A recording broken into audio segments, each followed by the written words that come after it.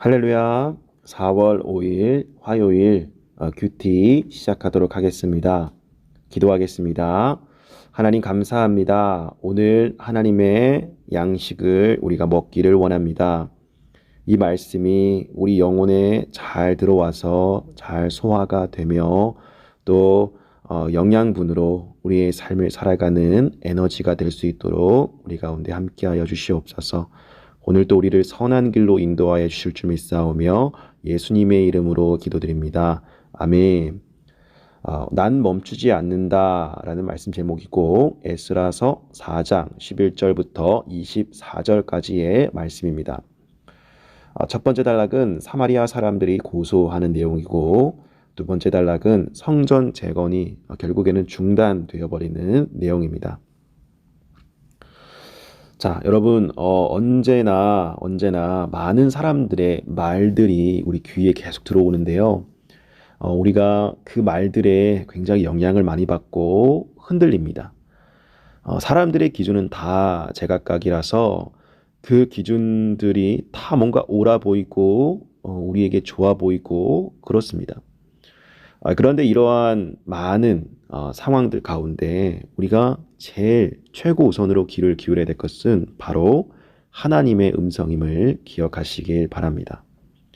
왜곡된 정보 이러한 것에 여러분들이 마음이 흔들리지 않기를 바랍니다. 자, 11절 말씀 보겠습니다. 다음은 그들이 보낸 상소문의 사본입니다. 이 상소문의 내용이 이제 나오는 거예요. 유프라테스 강 건너 지역에 있는 왕의 종들이 아닥사스다 왕께 편지를 올립니다. 왕께 알려드립니다. 왕으로부터 우리에게 올라온 유다 사람들이 예루살렘으로 갔습니다. 그들은 반역을 일삼던 악한 성을 다시 세우고 있습니다. 여러분, 다 거짓말이죠?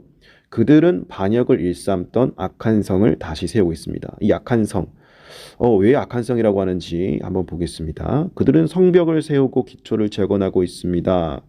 왕께서 아셔야 할 일은 만약 예루살렘에 성이 세워지고 성벽이 재건되면 그들이 더 이상 조공이나 관세나 조세를 내지 않을 것입니다. 그러면 왕실 예산에 막대한 손실이 있을 것입니다. 자, 이 왕에게 이 내용을 보낼 때 이 왕의 심리를 교묘하게 이용한 것 같아요. 왕은 그 나라를 다스리는 사람이고 그 나라에 어떻게든 분란이 일어나지 않기를 원하는 사람입니다. 그리고 자신의 영향력을 곳곳에 펼치고 싶어 할 것이고요. 그런데 이 성전이 건축되어지면 이 사람들이 더 이상 왕의 통제권 안에 들어가지 않을 것입니다. 라고 하면서 이 왕의 심리를 이용해서 왕의 마음을 흔드는 그러한 거짓 내용을 이야기하고 있는 것입니다. 14절 왕궁의 녹을 먹는 입장에서 우리는 왕께서 수치를 당하는 것을 참아보지 못하므로 그러므로 자기들은 옳다는 거예요. 자기들은 저희들은 왕을 이렇게 생각하고 왕을 정말 왕에게 순종하고 이러한데 저들은 그렇지 않다고 이렇게 말하는 겁니다. 이 전가를 보내 왕께 알려드립니다. 그러니 왕께서는 조상의 기록을 조사할 필요가 있을 것입니다. 왕께서 기록을 살펴보시면 이 성은 반역의 성이요 왕들과 여러 지방에 피해를 입혔으며 옛날부터 반란이 일어났다는 것을 알 것입니다. 이 성이 멸망당한 것도 그 때문이었습니다. 만약 이 성이 재건되고 이 성벽이 세워지면 유프라테스 강 건너 지방에 왕의 소유가 없게 될 것임을 우리가 왕께 알려드립니다. 자, 이 왕에게 이러한 말들을 하고 있습니다. 이 성은 반역의 성인데 뭐 옛날의 역사적인 자료도 한번 찾아보라. 여러분, 이 사람들이 이미 방향을 정해주고요. 이것이 왕에게 정말 나쁜 것이다. 나쁜 것인데 한번 옛날 기록도 찾아봐라. 그 옛날 기록이 이러한 나쁜 방향에 의해서 이루어진 것일 것이다. 이렇게 이야기하는 겁니다. 사실 뭐 여러분 예루살렘 이 이스라엘에는 전쟁이 있었고 여러 왕들이 있었고 그들이 하나님의 뜻을 따르지 못했을 때에 또 하나님의 심판이 있었고 이러한 여러 가지 기록들이 있습니다. 그러한 모든 기록들을 그냥 이 악한 의도 이 한 방향으로 몰아가고 있는 것이에요. 근데 이 왕이 사실 이 말을 듣고 흔들리지 않을 왕이 어떤 왕이 있겠습니까? 이 왕이 흔들렸습니다. 17절 말씀 보면 이 왕은 다음과 같이 답장을 보냈습니다.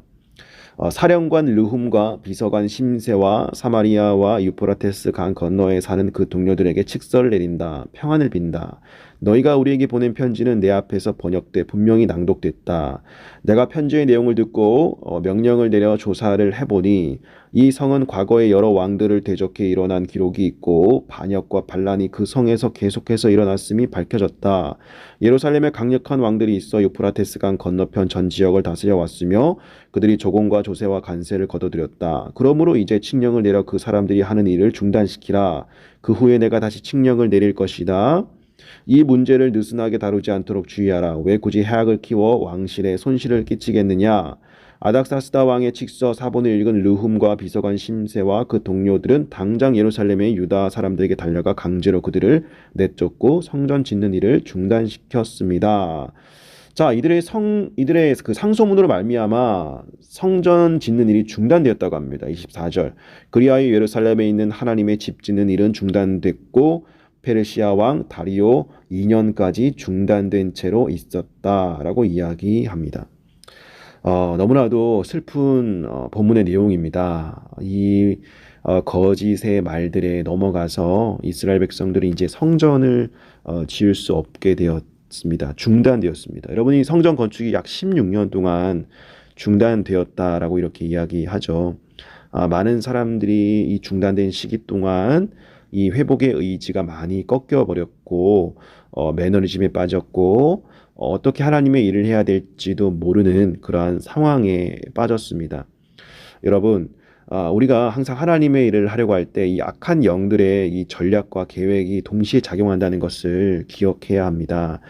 더 방해가 있으면 있을수록 더 믿음을 굳게 해야 합니다. 마치 전쟁터에 나가는 군사들처럼 우리의 마음과 우리의 뜻을 하나님을 향해서 가기를 절대로 멈추어서는 안 된다는 것입니다. 그리고 그 일들을 분별해내는 지혜가 저와 여러분들 가운데 있길 원합니다. 여러분들이 하나님을 위한 일이라고 열심을 내는 일들이 있을 거예요. 그런데 중도에 포기했던 적이 있나요? 왜 그런 마음이 들었을까요? 왜 그렇게 되었을까요? 그 일들을 마치 성전을 건축하다가 사람들의 방해에 받아서 멈췄던 것처럼 여러분들도 만약에 그런 방해를 통해서 멈춰버렸다면 이제 그 일을 어디서부터 시작해야 될지 한번 생각해 보시길 바랍니다. 그리고 일상 속에서 나의 신앙생활을 방해하고 우선순위를 뒤바뀌게 하는 그러한 요소가 무엇인지도 한번 생각해 보시길 바랍니다. 어떠한 상황 가운데서도 하나님을 바라보며 두려움 없이 또 포기하지 않고 나아가는 저와 여러분 되시기를 주님의 이름으로 축복합니다. 기도하고 마치겠습니다. 하나님 감사합니다. 하나님께서 오늘 우리 마음 가운데 생각 가운데 함께 하시는 줄로 믿습니다. 끝까지 우리가 하나님의 음성을 듣고 멈추지 않기를 원합니다. 어떠한 방해에도 그 방해를 영적으로 잘 분별해내고 우리가 하나님의 일들을 잘 감당할 수 있도록 도와주시옵소서. 오늘 내가 공부하는 이 자리도 바로 하나님의 뜻이 이루어지는 과정입니다. 어떠한 방해와 또 그러한 거짓된 모략이 있다 할지라도 우리가 잘 이겨낼 수 있도록 도와주시옵소서. 하나님의 마음을 깨닫고 또 계속 기도하고 말씀 가운데로 나아가길 원합니다. 감사드리며 예수님의 이름으로 기도드립니다. 아멘.